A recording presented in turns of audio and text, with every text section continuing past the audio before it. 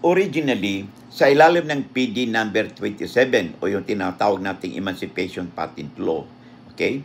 Yung Emancipation Patent ay pinagbabawal po ang paglipat nito sa ibang tao maliban na lang by right of succession. That means sa mga tagapagmana ng land reform beneficiaries.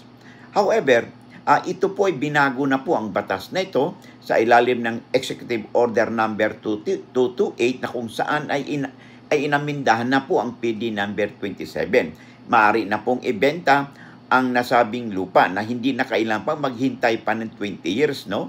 Or yung tinatawag nating holding period. Pwede nang ibenta ito, ulitin ko po, no? Sa ilalim ng Executive Order number 228, no? Ay inimindahan na po ang nasabing batas na PD 27. Meron lang pong terms and condition dito, no? Sa ilalim na tinatawag natin yung Comprehensive Agrarian Reform Law.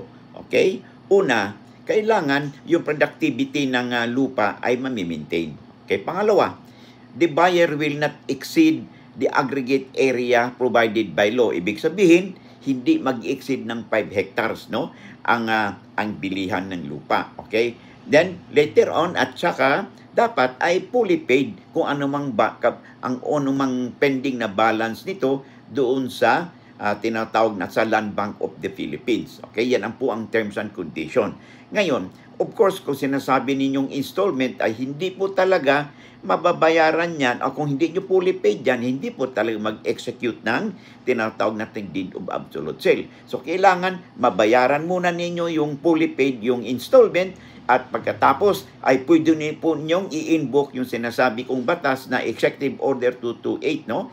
Na kung saan ay binago na po yung PD 27 na pwede na po itong ibenta na hindi na po maghintay pa ng ganung panahon.